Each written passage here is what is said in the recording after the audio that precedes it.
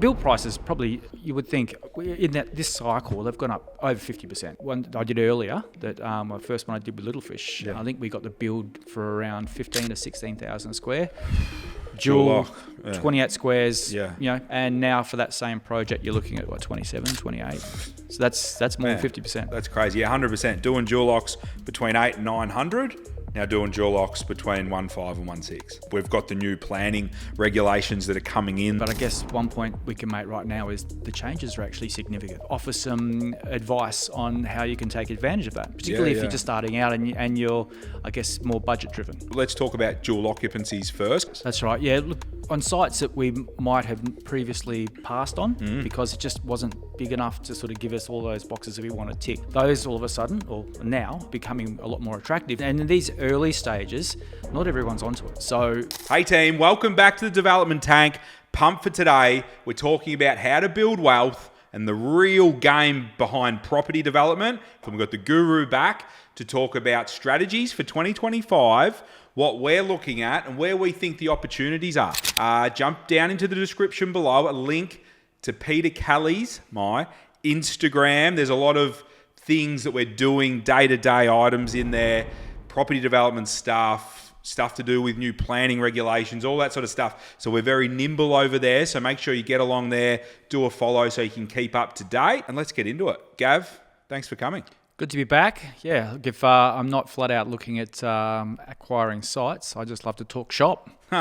Like to talk about stuff. So this one's a ripper, Gav, because we're talking 2025. We're talking about how to maximize, this development journey that we're all on. What sort of products, what kind of price points, and what are the types of strategies, that we're looking to implement. And the first thing I wanted to talk about was, let's talk about the cycle that we've just been on and potentially what lies ahead for property investors. Yeah, it has been a little bit flat here in Melbourne. We know that. We've been passed by a couple of the other smaller capital cities in relation to the median house price. So what that spells for the developer is it's been, I guess, a bit of a scary time when it comes to getting on the front foot and getting, if not getting into development from a start, but just getting back in and doing another site or another project. So it has been a bit flat, but as we'll probably cover, I suppose, we're at that part of the cycle where the savvy developers and savvy investors are back in the market. Yeah, for sure. It come to mind, we're wrapping up a project in sunny Rosanna. They're going to hit the market. They'll probably be close to being on the market by the time this gets released. But we did a 4 townhouse site there. Oh, yeah. We sold 2 off the plan just recently. Shout out Maddie. And we've got 2 on completion to sell. So really good, good outcome, great sale prices off the plan for considering the market. Yeah. Really happy with them and a great product. So that's why it's going okay. But I was giving a wrap up back to the investors, and these investors are sort of pretty straight shooters. They don't need all the fluff. So essentially my tagline for the development was, since we bought the site, and the development probably went for circa bit over 2 years, from when we bought the site to where we are today, essentially we've seen the build prices go up in that development 500,000. So it was a 4 site that was circa 1.8. Yeah. Build prices 2.3, and the resales looking like they come off about 200 grand, about 50 grand a unit. Yeah. So not a huge come off on the resales, I don't think, compared to some other ones, but probably they're a slightly cheaper price point out there. Yeah. But 500 on the build, 200 on the sales, and the sales like a break even, no growth. Yeah. Just on the break even. So 700K that's not in that feasibility based on a rough run with real estate, but even more so build cost $500,000. Yeah, build costs are making things very difficult to stack up. There's no doubt, and that's why we explore other options now. But we were talking about it this morning. I can see a time not too far from now where the market obviously is going to be lifting in the city, where the bespoke or custom build projects are going to become more favourable again. Yeah, then that margin's going to open up. And just for context, that development still, it's going to make a profit, sort of circa, I think, 8%, 10%. So not shooting the lights out by any stretch, but they're getting their money back and they're getting returns. And we've just gone through, like that that build, and that's legit. When we do our numbers at the start of the Feaso, that's similar projects that we're writing contracts on are at that level. And then by the time you get through town planning, 12 months, circa 10, 12 months, build prices, have sort of shifted that way. I think the dwelling size we got was a little bit bigger, so it's not, it's not massive, but little tweaks here and there all sort of add up. But that's just some high level. And so for me, a project's done that in that cycle. So that project's up against it. Still going to make a buck. What happens in the next cycle, Gav, when build prices don't go up 500? Yeah. Maybe they come off 50 or 100. And that's something that we're slightly starting to see that, correct. Especially under competitive tender situations with builders, that build price slightly comes down. And then what if we see a marketplace where real estate goes up, maybe 50 a townhouse, 100 a townhouse.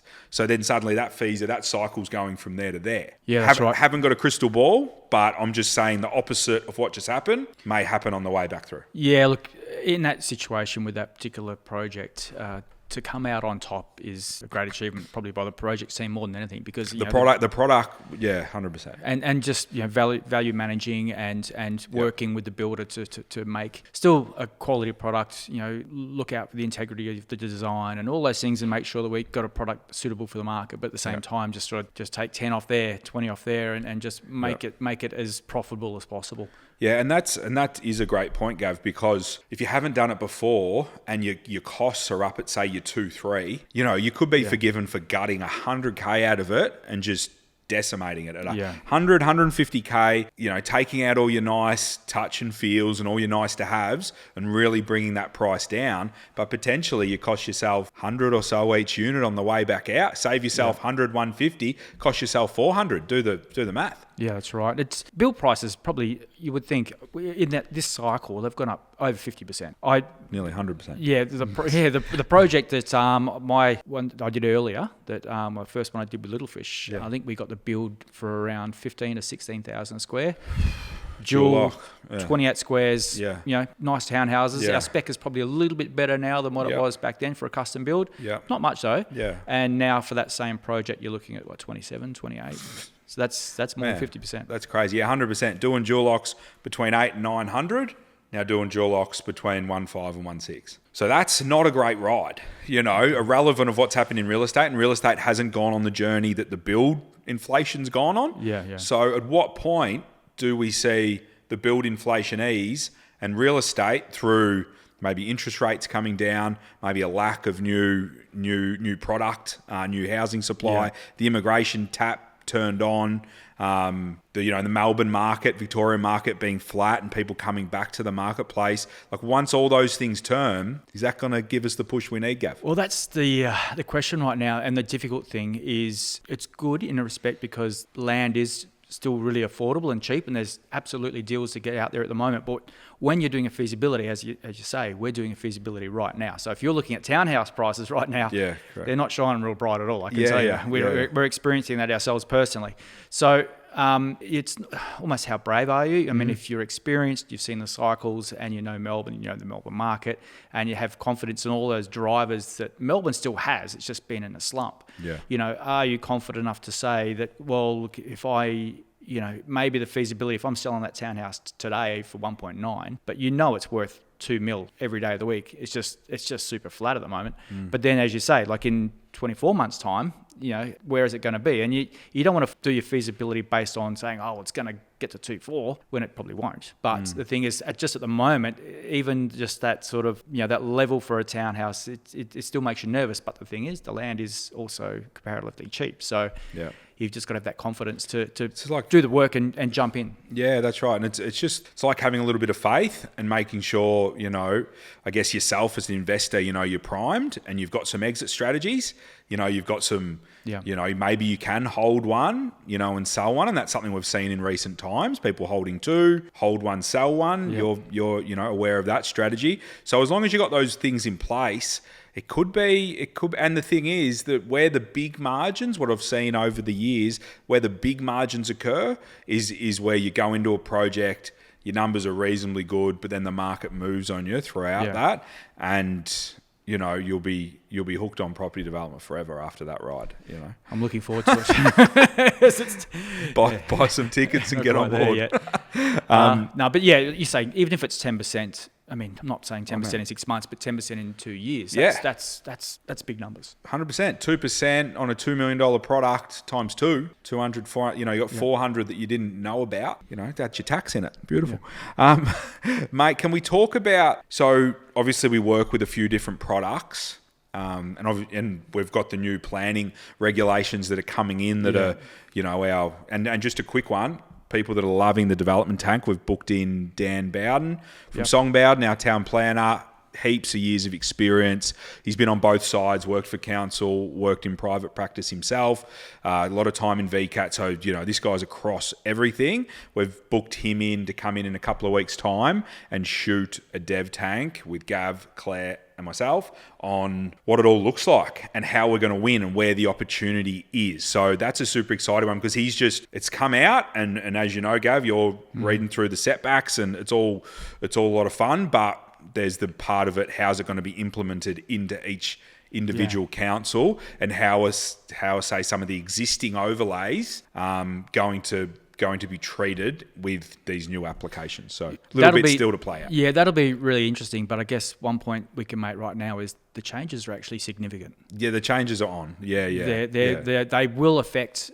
the way we develop, whether it's you're doing even from a single house, but from a dual lock upwards, particularly if you're doing 3 levels or if you're doing stacks, that sort of stuff. Some really big changes that will have a big impact on design and the cost and the profit. So absolutely check that out. Dan's been in a couple of times over the last 6 months just to sort of talk us through the progress of it. Just get us excited, wasn't he? Just absolutely feeding it in. Absolutely. And we can touch on that now. I mean, just on a high level, I can sort of offer some advice on how you can take advantage of that, particularly if you're just starting out and you're, I guess, more budget driven. Yeah, correct. And so great. So Gav, if we could, let's talk about dual occupancies first, because I think they're probably the one. I think the Knockdown rebuilds have definitely still got their little free kick, kick the developer. But the dual occupancies for mine, there's some good ones there. Okay, just in simple terms, and like I said, we'll get into it when we get down. Yeah, the nitty gritty, but like high level, back of a beer coaster, what are we looking at? We got 6 metre front setback now. Used to be the average of the 2 or 9 metres, depending on the council. Yeah. Now it can be 6 metres or even less if you've got. Yeah. So a maximum of 6 metre front setback. Yeah. Yeah, that's what I understand. Yeah.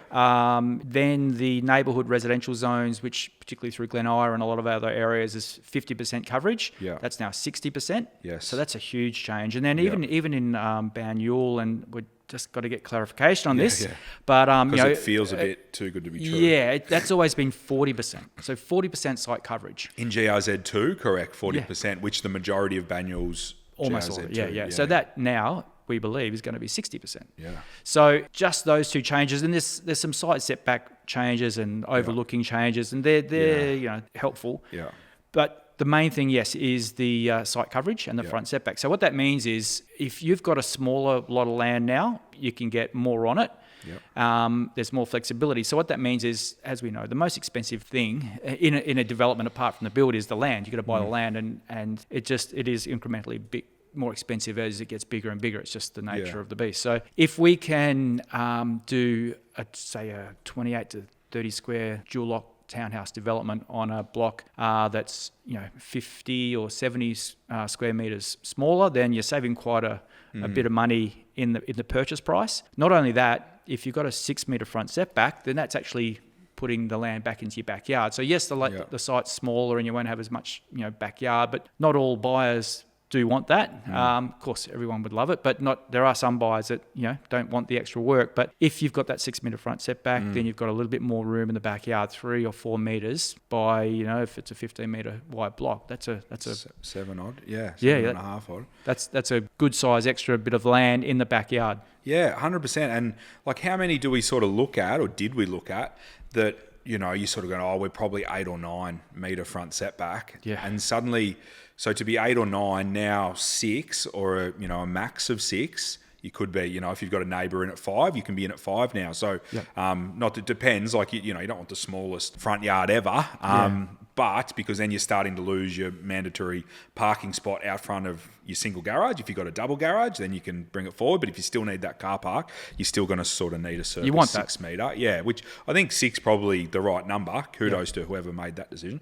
But instead of the 8 to 9, suddenly you're coming forward to 6. That 2 to 3 metres in the backyard for these townhouses. It's a game changer. Yeah, it's 20, 30 square metres per lot. 100% in your backyard. And then, like you said, with the site coverage alterations, to then maybe take that opportunity to maybe not put it all in the backyard, to maybe pick up a metre or 2 on your dwelling. It changes the look and feel and sort of habitability of these townhouses. That's right. Yeah, look, on sites that we might have previously passed on because it just wasn't big enough to sort of give us all those boxes that we want to tick. Those all of a sudden, or now, are becoming a lot more attractive. And of course, they're a lot cheaper. And in these early stages, not everyone's onto it. So, if you're buying a 650 square metre block with a 70 metre frontage, you're probably going to be competing against another developer. Whereas these properties, maybe they're just not quite onto them yet. Now, a very important factor to keep in mind is a garden open space. Now, that remains unchanged. Yep. So under 500 square metres, it's 25%. Then up to 650 square metres, it's 30%, and then 35% over 650. So yes, you can get 60% coverage, and actually in some GRZs, it's 65%. Or even a little bit more, they're thinking maybe. So what that means is, yes, you can get a much bigger footprint onto the land, but the garden open space is still trumps the site coverage. Yes. So you still have to have that in the equation. So we're just being a little more diligent now where you've got your driveway. So that's coverage as well because it's a solid surface. So we're putting that into our calculations. And that is still providing sites where we may have been really struggling with 50% coverage. You squeeze it here, squeeze it there, you're bringing your living room back, and it's like, you know what? It's probably not going to be appealing to the market. Now we're pushing that up to 57%, 58% coverage, and we're getting a really nice dwelling on these blocks that, I guess, ideally, when you're looking at it, you want to buy a block that's probably 645 square metres. So if you can keep it in that 30%, because as soon as you step up to 35, all of a sudden that's quite a big change. Yep. And that's affecting, your possible footprint of the development. So if you're targeting something between 600 and 640, which previously probably wasn't super appealing because it's on the smaller side. It's not bad. With some other factors, if you had a 9 metre front setback, south facing, that's right. And a bit of fall, and and then a couple of small red flags. On to the next one, no problem at all. But now, if you've got a 640 square metre block, you've got a good head start. Yeah, correct. And I think just understanding those nuances is an interesting one. And not to say 660 isn't great. Good site's a good site. Yeah, but I haven't fully done the calcs, but I do know that a 649, I'm going to get a bigger dwelling on than a 651. That's right. Absolutely. But anyway, so they're great, and we'll talk about the Knockdown rebuild. But they're just, I guess, great. Examples of just stretching this and making this work a bit more for the developer. One I did want to mention, we've got which people would have seen back in the early dev tanks, Daly Street, Sandringham. We've got nearly to be approved, a 3 townhouse site on it. Yep. And it's got like an 8 metre front, it's a corner site, 8 metre front setback at the front. And in Bayside, especially the upper floor setbacks really get squishy. In Glen Ira, the top level setbacks are a bit nicer, and we've got developments that are a bit bigger. But we're sort of looking at going back to the well and going, okay, cool, pause, let's go and redesign something. Yeah. And our designers actually said a 4 site could be really? a goer. Yeah. And I'm familiar with that site. It's a cracker. Yeah, it's a cracker, and I think we're about to do another feasibility on it for the client, based on these potentially new possibilities, because the designer and the designer's a gun. He knows exactly what he's talking about. He's talking about which another site you'll know, McKinnon. Yep. McKinnon Road. He's thinking we can get McKinnons on there, 4 McKinnons. Yeah, right. And McKinnons are fine. Are they 4 bed. 23, 22? 23, 24, yeah. They're all good size. So the 3 site could get bigger, but obviously the resales will need to get bigger. Build price will get a bit bigger. The resales will need to get bigger. And maybe we're starting to get toppy there on the resales of the 3. But if we can do 4 McKinnons there, like then our resale comes down, times by 4, Well, that's the other thing with the res code changes as well. It's going to be a bit of a tick box system. So they're going to give us a set of guidelines, and if the design falls within those guidelines, no character overlays whatsoever come into play. Yeah. So we've had an example where you might be in VCAT, or you may be in council with a design at the moment, and you're just getting hammered, and you've got neighbours that are complaining, and there's one that we've got there. Yeah. You could easily just pull it out, Yeah. redesign it, Correct. and then resubmit it. Yeah. And as long as you're ticking those boxes, it can be through council in, say, 3 or 4 months. Yeah. It's 100%. So you're actually not losing any time. You could be in council fighting for a lesser design for the next 3 or 4 months. Yeah. But you actually pull it out, make it bigger, Yeah. and get it back in and get it ticked off. Well, I know that. Yeah, I know the project you're talking about, and there's neighbours, neighbours objecting, and they're going to mediation, which is the step before VCAT, and the timeline for that to play out versus stop, resubmit, and get evaluated on the new set of rules is going to probably be shorter than going the long way through mediation and all this sort of BS. But I guess this is why they've done it to stop the bullshit. And to be like, this is what you get through. Even advertising. You go to advertising, neighbours can object, but they can't take you to VCAT, and council doesn't take their opinion on board. And the thing is, that as long as you're playing within the planning rules. Yeah, and that VCAT one you're talking about there with the neighbours complaining, it's always going to be approved. Yeah, that's right. It's not going... No, that's right. It's just the time and the money and the pain. Correct. So I guess it's cancelling that out, isn't it? Yeah, 100%. And it's, I guess, the big macro picture of, hey, we haven't got enough houses. Can we build some more? Or can you quicken this process up? And that's essentially what they've done. So, the knockdown rebuilds, Gav, again, similar type scenario, obviously. But the sites can probably get smaller. Well, that's a good point, right? So if we're looking in, maybe go north of the cities, up in somewhere like Northcote, right? And the blocks there are a bit smaller, a little bit narrower, maybe 50% coverage. Now you've got 6 metre setback, and you can go to 60 metre coverage. All of a sudden, you're going from a 3-bedroom house that might be a little bit awkward with the living area size. You may be going to a 4 to a 5-bedroom property and still getting a little bit of backyard. Yeah. So as we know, in those areas, lifestyles are a little bit different for the people that are going to those areas to buy. So they don't necessarily need a cricket pitch out the back. Yeah. But you're still getting a much better, living environment. Yeah. For a larger property on these smaller blocks. So where you may have been competing for a 650 square metre block, or even a 600 square block in those areas now, you might be out looking for a 520 or a 540 and getting a cracking house on it. Yeah, I couldn't agree more. So potentially you're winning at the front end on the land when usually you weren't. Absolutely. Especially in this little period whilst people are adjusting to the new way of doing things, there could be some opportunities there. And that'll start to get factored in as people get their head around this. But people won't appreciate how good these changes are, I don't think. The deeper we go, wow, that's a win, isn't it? Different sites that we're going back through the process, I suppose, and going, hey, I'm putting a case forward to the client to say, this is your FISO now, this is your FISO if you go down an update and potentially, spend a little bit more on drafting and all this sort of stuff, but this is what you're going to end up with. Yeah. Going through that process on some of these sites, it's a game changer for sure. I think a point we should make as well is, we're not just going to go and put McMansions on the smallest possible block in Bayside.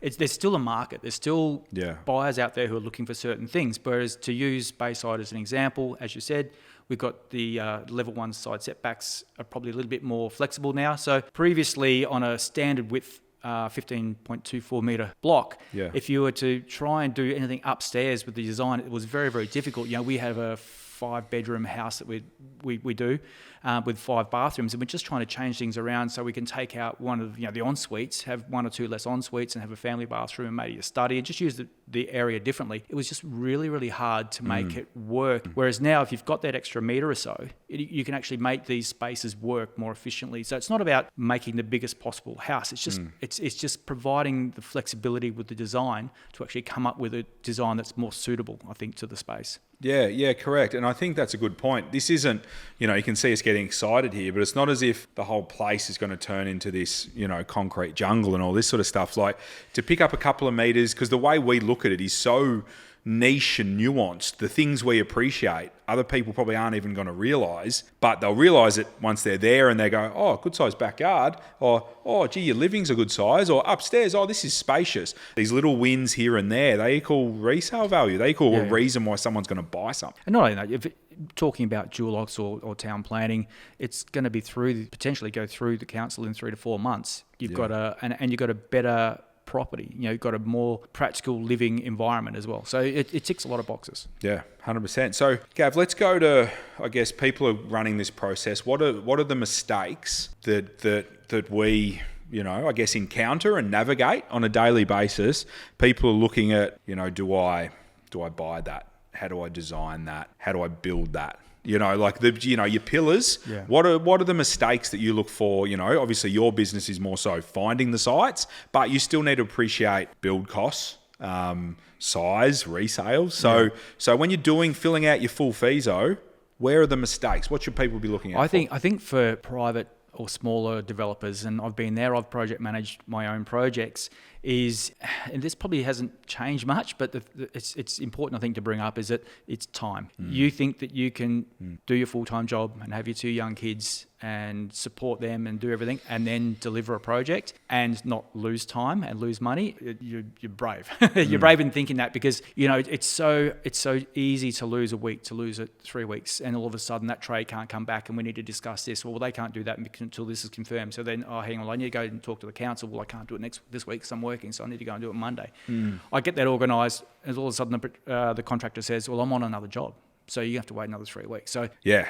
Couldn't agree more. I feel like sometimes you run out of time and you do this for a full-time job. Yeah. Let alone stacking another job where they expect you to do what you do there and manage your project. Yeah, and the other thing as well, and we did touch on it before, is trying to time the market with development. I mean, the old adage is it's time in the market, not time in the market, but we're in development, so we're adding value. Yeah. And obviously the goal is to sell all or part of that development. So you do have to time the market in some way, and as we've found over the last 5 years, it's been so turbulent. You would only have to say if you did well, you probably were a bit lucky. Yeah, so, correct. So to create your own luck, it just comes down to due diligence and all those things. And as we mentioned before, Melbourne market has been super flat. So it also means you probably need to have a little bit of, bit of faith. Bit of faith. Yeah, that's right. Yeah, or no crystal balls, but you can't help but feel it's gonna go, and we're gonna go on a good run where the margin opens up, and hopefully you've got in before that time, and it opens up whilst you're in it. Yeah, that's right. Well, you don't want to sort of have hindsight and say, oh, geez, I should have done that then. And that just comes down to sort of, I guess, doing that homework and having the confidence to jump in. But apart from that, it's really just being uneducated and not having the right people behind you. I think they're important factors as well. So just having a good accountant that can offer sound advice. Yep. Yes, you can. There's good conveyances, bad conveyances, but those sort of consultants you learn over time. You work with different ones, and you work out ones that just are a bit more punctual or do the extra yards. But I think for me, it's like accountants, having a good broker. Yep. And then it may be, if you're new into the industry, it may be you may have a mentor, or you may have a project manager, a consultant such as ourselves. Yep. And you just ask all the right questions. I think if you've got those things in place and you understand your financial situation, like really have done some mock-up feasibilities, like go to our Little Fish network, all the education's there. So if you don't sit through a free property development course written by Little Fish, then I don't know what you're thinking. Development's probably not for you. That's right. You can't, It's free and it's that comprehensive. But then just using the feasibility calculator and just start to do some feasibilities, and then talking to your broker, talking to your accountant, and just make sure that you've got all those boxes ticked, because you don't want to find any nasty little sort of surprises when you've already committed to something and you're already financially invested into something. Yeah, spot on, Gav. I think great advice, and I think keeping your powder dry, I think, is a nice discipline as well. Like whilst you're doing your research, like not to sit on the sidelines forever, because no one wins doing that. You've got to do the work, and that's the thing.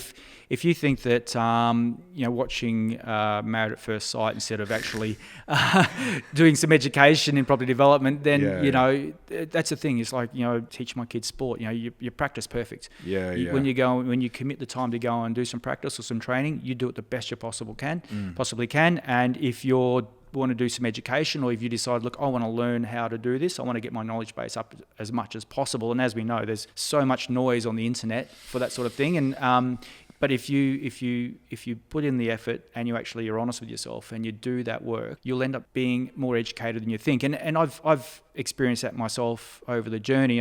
Back in the early days, I think, geez, I've had my head down in this for a couple of years. I really don't know what I'm talking about. Then you might be at a party and someone will ask you a question about something, and all of a sudden you'll just start riffing off all this information, and they're like, oh, geez, and you walk away thinking, you know what, I've actually learned quite a lot. So my point there is, it just make the time, but actually be honest with yourself and actually really work at it. And if you do that, you'll get results. Yeah, 100%. What's that rule? If you do something like for 12 minutes or 18 minutes a day, you're in the top 5% You'll become of people an expert in that industry in the world. Anyway, you can Google that. But Bonnie, maybe you can Google that. But a good question. Like I've got a very good friend who's just moved to the States, and he's heading up a new company in AI. But the company itself has been established for about 10 years, so they've already been doing a lot of the work. And I'd like to learn more about it just because I'm interested. And as you know, it's bloody everywhere online. I mean, every Instagram person's an expert on AI now. So I just sent him an email. I said, hey, Rob, mate, can you just point me in the direction of a couple of books or a couple of podcasts that I'm going to get the best value out of the time that I put in? Because I don't have a lot of time, as you know, with kids. You're busy doing kids. So my point there is, if you know someone in the network or a developer, or if you've got a friend who's a builder or whatever, and just say, look, what's a couple of books I should read? And that's a good start, because you want to, again, get the most out of your time. I mean, Ron Forley, he's got a couple of books out, one in particular on residential development. It's a good starting point. Yeah, 100%. Just to get the muscle thinking about those things and challenging it and absolutely rubbing it back and forth. So, Gav, well done. What I got from that chat is, do your research. Let's dive deep on these new development rules and overlays. They're going to open up some things. In a couple of weeks, probably 2 to 3 weeks, we're going to have a sit down. We'll have a good, probably go for 45 minutes chat with our town planner and sort of go deep, and we'll look at it through the lens of you guys. Where's the opportunities in this, Dan? And we've sort of dribbled a little bit of that out today. But that's a must listen. Just to say, because I've received some of the new updated planning documents that councils are submitting or the government's put together. And even though we're in it all day, every day, it still just looks like a whole bunch of mumbo jumbo. It is heavy. That's exactly right. And Dan pulls all that apart and he explains it in layman's terms. So absolutely make sure you tune into that. Correct. And Gav, Claire and myself, all property enthusiasts in one way or the other, and we're going to have all the questions for him. So I think over the last probably 4 to 6 months, there's probably been a couple of times on the podcast I've mentioned, if I had pockets full of money, I'd be out buying property right now. That's not going to be the case for very long. Yeah, no, I agree, Gav. Well done, mate. Thanks for coming by, and we'll see you in a week or two, no doubt. I know, you're looking at sites, fair few clients on the board, and that's probably just a shout out. Like, our buyers advocacy service is getting a lot of legs at the moment. People are circling back and going exactly what you said, Gav. They might be listening to you. If you got spare money, or you got your approval to buy something, even clients that aren't activating their property straight away, when you come to Little Fish to buy a site, it's a property that can be activated. Potential development, knockdown rebuild, townhouse site, whatever it is. The difference between us and those big machines is that we do the due diligence, we do the feasibility, we give the love to the site before you purchase it. So when you do go to activate it, it is ready to be developed. You've got confidence with that. You've got the numbers, maybe plans, overlays, all that sort of stuff ready to go. And whether you activate it after you buy it straight away, or you wait 4 to 5 years, it's totally up to you. But there are a lot of people coming through and looking for those sites. So make sure you book a consultation, and you can chat to me, chat to Gav, and we'll pull it together. And probably the most valuable service we offer, I think. Yeah, absolutely. Hands down. We've got someone on, I spoke to yesterday, and they're saving to buy the land, and they were going to wait a bit longer, but they can see where the market's at. So they've basically come to us and said, look, I probably don't have as much to spend as I would like to in 6 months, but right now I think I'm going to make more out of that money if I buy land now than if I buy in 6 to 12 months. So we're just going to get a site, and it's a conservative budget, but we'll get something that's developable, and he's probably 4 or 5 years down the track, and he'll get it cracking. and he'll be glad he did it. How Well, it's good's already that? probably appreciated by 15-20%, if Yeah. we're talking 5 years. Yeah. Absolutely. No, I love it, Gav. We'll see you soon. Great. Thanks, Gav. All right, guys, like, share, subscribe. Anyone that's going to get value out of that, please jump across to the Instagram. We've got heaps of fresh, hot, daily, authentic content coming out on that. So jump in, smash a follow, and follow along. The stuff that we hear on the daily, we punch out pretty quickly. So you'll stay fresh if you're following along on Instagram. Go Bonnie.